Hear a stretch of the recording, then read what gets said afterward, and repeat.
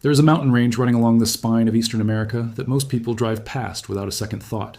They see it from airplane windows, an ancient wrinkled green ribbon of forest and ridge, and they think nothing of it. They do not know that somewhere inside those mountains, inside the blood of the people who have lived there for generations without leaving, scientists found something that nobody expected. They found a genetic signature so distinct, so compressed, so unlike anything recorded in the broader American population, that researchers had to run their analysis twice just to be sure they were reading it correctly. This is not the story of what Appalachia looks like from the outside. This is the story of what it looks like from inside the human genome, and once you understand what was found there, you will never look at those mountains the same way again. Most people, when they think of American ancestry, think in broad categories. You are Irish, or German, or Italian, or some combination of all three. Roughly 45 million Americans claim German ancestry. Another 33 million claim Irish. More than 30 million Americans claim some Irish ancestry, about a tenth of the total population.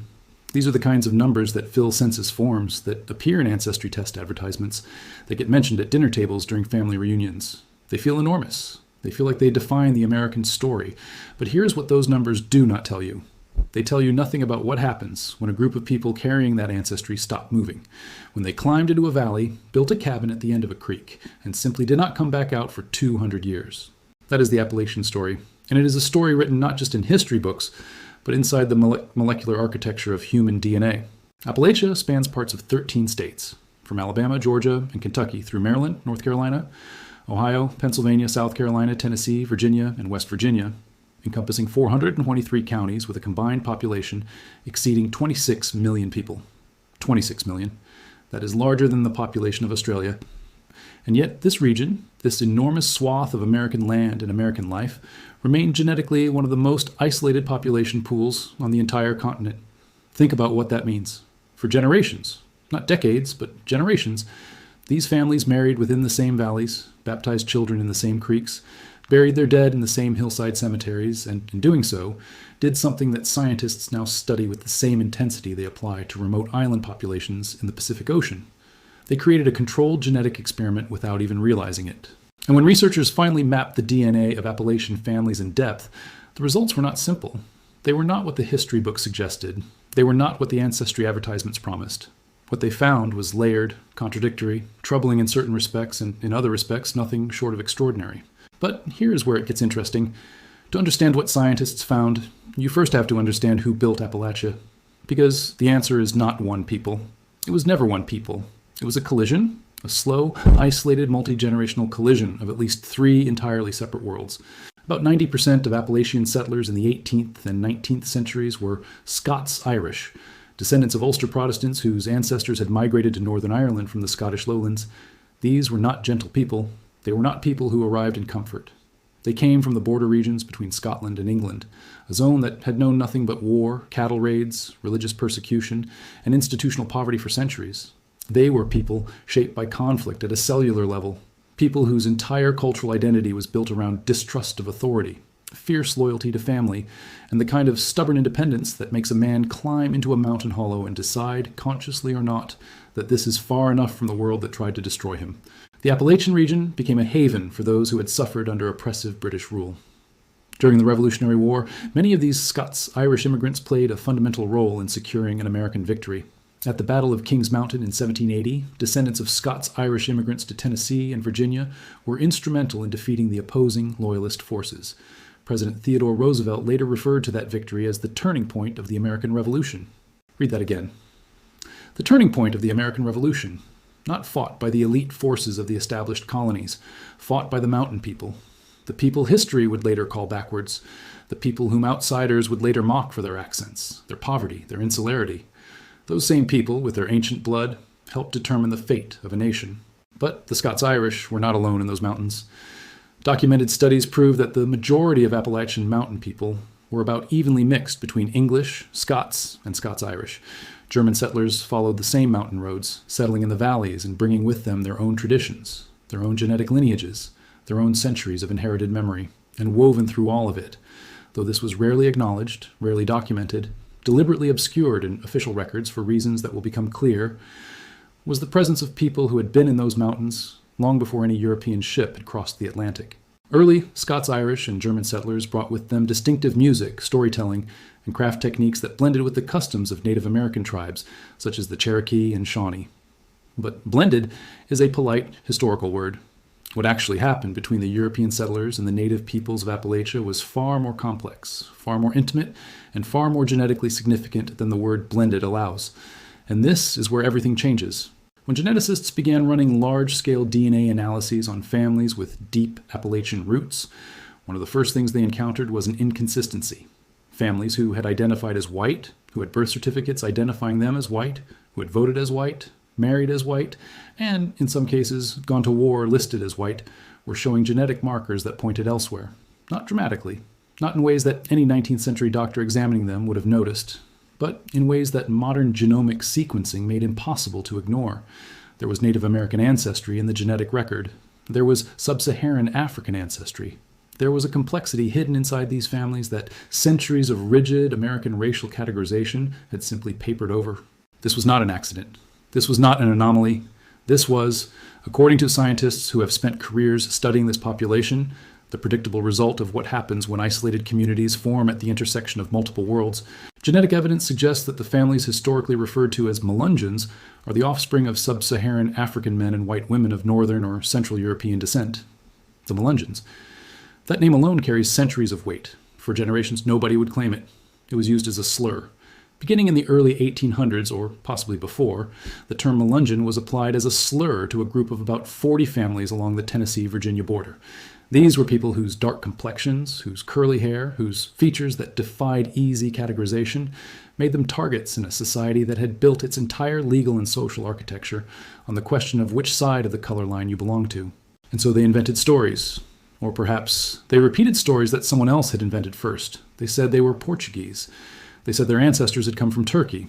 Some claimed descent from gypsies, from mysterious Mediterranean voyagers, from shipwrecked sailors whose origins could not be verified. Some speculated they were descended from Portuguese explorers, or perhaps from Turkish slaves or gypsies. These were not lies told out of vanity. They were survival strategies. In a world where being identified as black meant the loss of land rights, voting rights, the right to marry certain people, to testify in court, to live freely, calling yourself Portuguese was not a fantasy. It was armor. But DNA does not accept armor. DNA does not accommodate social strategy or legal categorization. DNA simply records what happened. And what the 2012 study led by researcher Roberta Estes recorded, published in the peer-reviewed Journal of Genetic Genealogy, was unambiguous. Male Melungeon DNA predominantly showed sub-Saharan African Y chromosomes mixed with European female ancestry. This scientific finding confirmed their triracial heritage, but contradicted cherished family histories. Think about what that means for a moment. Families who had spent generations constructing an identity, sometimes at the cost of relationships, community ties, legal standing, had that identity quietly, precisely, molecularly corrected by a laboratory test.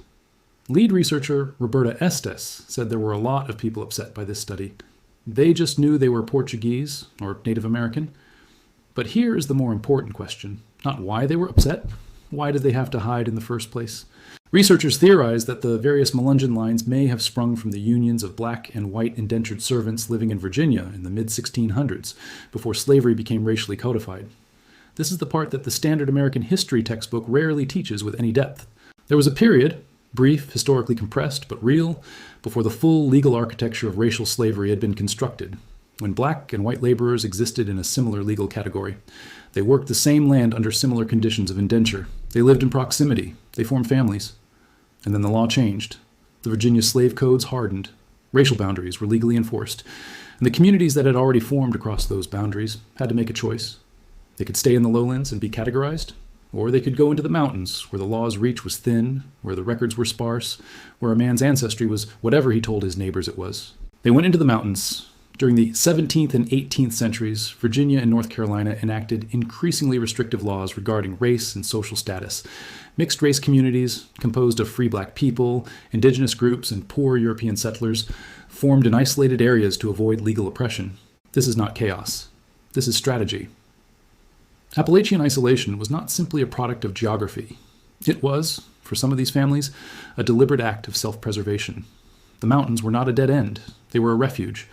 And the genetic complexity that scientists are now finding in these communities, the African markers, the native ancestry, the European lineage all woven together, is the biological evidence of that refuge. It is the molecular record of people who chose survival over legibility. But the deeper you go into the Appalachian genetic story, the stranger and more extraordinary it becomes, because the isolation that protected some families also produced consequences that no one could have predicted, consequences that turned an entire family blue. Troublesome Creek is in eastern Kentucky, where the Cumberland Plateau is part of the Appalachian mountain range. In the early 1800s, a French orphan named Martin Fugate arrived there. He knew nothing of his lineage. He had no family history to consult, no ancestral records to trace. He simply arrived, the way many Appalachian settlers did, carrying only himself and whatever invisible genetic material his parents had passed down to him without explanation. He settled along Troublesome Creek. He married a woman named Elizabeth Smith, and neither of them had any idea that they both carried the recessive gene for one of the rarest hereditary blood disorders in recorded medical history. The Blue Fugates of Kentucky had blue skin due to methemoglobinemia, a hereditary blood disorder.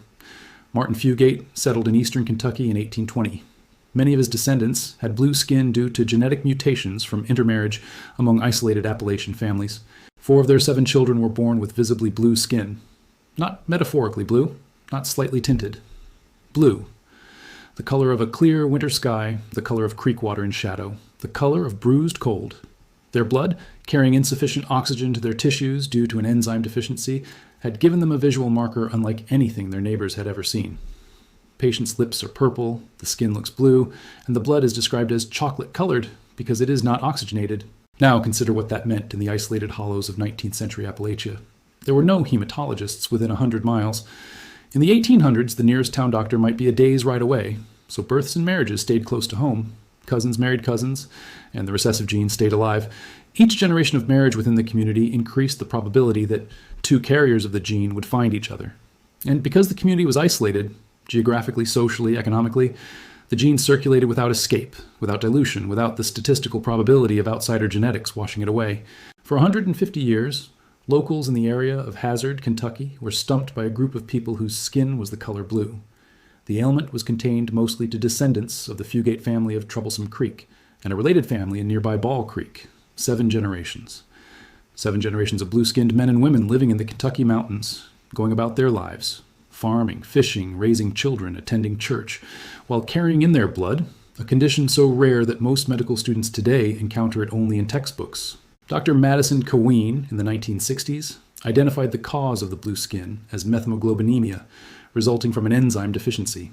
He used methylene blue to treat and revert the blue skin to a normal tone. A simple pill. Decades of mystery, generations of shame, and the answer was a simple treatment that had existed in pharmacies for years. But no one had come looking. No one had gone into those hollows with enough curiosity and enough medical training to connect what they were seeing to what they already knew. The last in the direct line of Fugates to inherit the gene was Benjamin Stacy, born in 1975. By then, better roads, better communication, the slow erosion of geographic isolation had already begun to dissolve the closed genetic loop that had sustained the trait for so long. And that is the exact same force, isolation, that explains virtually everything unusual that scientists have found in Appalachian DNA. The mountains were not just a landscape, they were a genetic pressure cooker, and what cooked inside them was a version of humanity that the rest of America had never fully seen. What most people are not seeing is that what happened to the Fugate family was not unique to one family, or one hollow, or one genetic disorder. It was the representative pattern of what happens to any population that remains sufficiently isolated long enough for what geneticists call founder effects and genetic drift to reshape the gene pool in significant ways. Genetic factors, such as founder effects and population bottlenecks, may contribute to the increased prevalence of certain genetic disorders within isolated populations, including hemoglobinopathies, lysosomal storage disorders, and metabolic syndromes. Think of it this way. When a small group of people establishes a community and that community does not substantially mix with outside populations for generations, whatever genetic variations those founding individuals carried, rare traits, unusual lineages, unexpected ancestries, become amplified. They become more common within that community precisely because there are fewer outside genes diluting them. The Fugates carried a rare enzyme deficiency.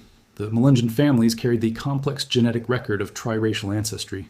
Other Appalachian families carried the preserved dialects, the preserved musical traditions, the preserved cultural memory of people who left the British Isles in the 1700s, and then, in the mountains of America, essentially froze a portion of their world in amber.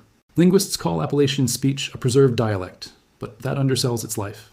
It is not frozen. It is living history spoken aloud. The phrase might could comes straight from Gaelic grammar. So does "the car needs washed." These patterns lingered because isolation shielded them from the flattening effect of cities and schools. The DNA told the same story that the speech had been telling for 200 years. This was a population that had carried something forward in time, not just a language, not just a set of cultural habits, but actual genetic material that the rest of the population had diluted or lost or simply never possessed. And when scientists compared Appalachian genetic profiles against national databases, the divergence was measurable, significant, and in certain respects scientifically valuable. According to informed sources in genomic research, isolated populations like Appalachian communities represent an extraordinary resource for medical science, precisely because of the qualities that made them the subject of stereotype and ridicule for so long. Due to increased genetic drift, isolated populations with recent bottlenecks can have deleterious, disease-predisposing alleles at considerably higher frequencies than permitted by selection in larger and older outbred populations. As a result, isolated populations provide an opportunity to identify high-impact disease-causing variants that are extremely rare in other populations. In other words, the very isolation that caused some families to carry amplified risks also made those families invaluable to researchers, trying to understand the genetic roots of disease. When a variant that causes a particular illness exists at a frequency of 0.001% in the general population, finding enough affected individuals to study that variant is nearly impossible. But in an isolated community where that variant has been amplified by generations of shared ancestry, the numbers suddenly become workable, the science becomes possible. This is the paradox that sits at the heart of the Appalachian genetic story. The mountains created suffering, the isolation created shame, created poverty, created communities that were systematically underserved by health systems, dismissed by political structures, caricatured by popular culture. And simultaneously, those same mountains created a genetic archive of extraordinary scientific importance. The Appalachian region is medically underserved and rural, and the most noted barriers to care include cost of services, lack of providers, and access to care. The people who carry the most scientifically valuable genetic data in the region are also the people who have the least access to the medical infrastructure that could use that data to help them. That is not an irony. That is a crisis. And it is one that the mainstream conversation about Appalachian genetics has not engaged with honestly enough. But let's return to what the DNA itself revealed, because the picture is more complex than the Blue Fugates, more complex than the Melungeons, more complex than any single family or community. When researchers conducted large-scale ancestry mapping across Appalachian populations, they were confronting what the real story is beneath the constructed identities, beneath the census records, beneath the carefully maintained family narratives of people who had very specific reasons for presenting their ancestry in very specific ways. DNA studies bear out that early settlers of Appalachia were in fact from the Anglo-Scottish border area. More than 500,000 of those who took Ancestry's DNA test share a similar genetic heritage to those who settled eastern Kentucky and northeastern Tennessee. The Scots-Irish lineage is real. The English and German contributions are real. The genetic record confirms what historians have documented. The founding population of Appalachia came primarily from a specific corner of the British Isles, a region that had itself been genetically shaped by centuries of Viking invasions, Roman occupation, Norman conquest, and Gaelic influence. These were not simple, monolithic people, even before they arrived in America. They were already a layered genetic inheritance wearing a single cultural identity. But layered on top of that, or more accurately, woven through it, was the evidence of everything else. The Native American markers that appear in family lines that never publicly acknowledged indigenous ancestry. The African genetic signatures in communities that legally classified themselves as white for generations. The patterns of admixture that speak to a history of contact, intimacy, and community formation across racial lines that the official record systematically erased.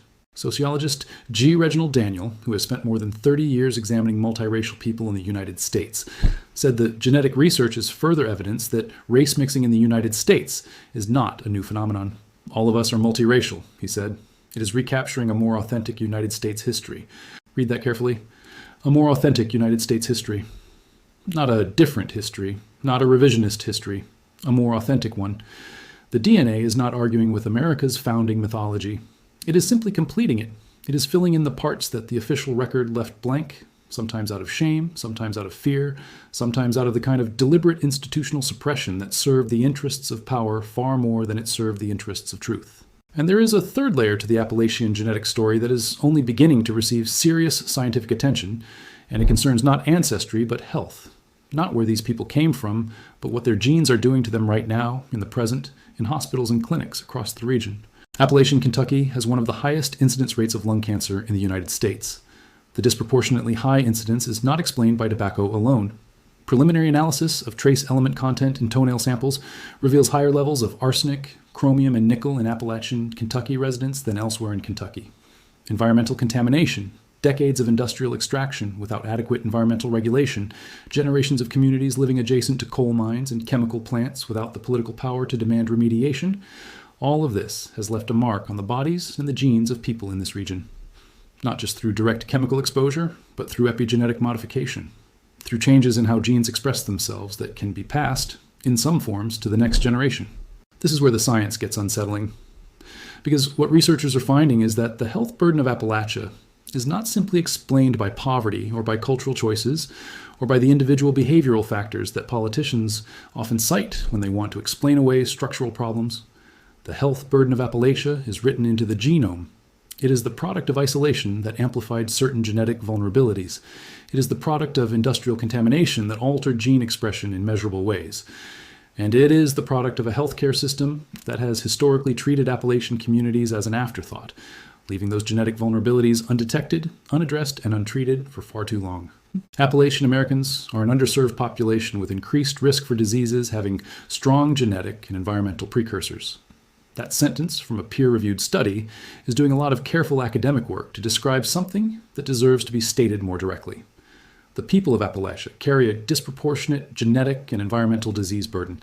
They live in a region that was systematically stripped of its natural resources over generations, that was kept economically dependent and politically marginalized, and that is now being asked to navigate the health consequences of that history with fewer medical resources than almost any comparable population in the developed world.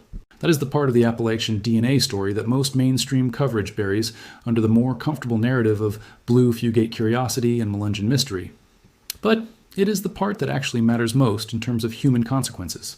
What most people are not seeing is that the DNA mapping of Appalachian communities is not just an exercise in genetic genealogy. It is not simply a more sophisticated version of the Ancestry test advertisements that promise to reveal whether you're 14% Irish. What it represents is a collision between the tools of 21st century science and the buried, suppressed, complicated reality of American social history.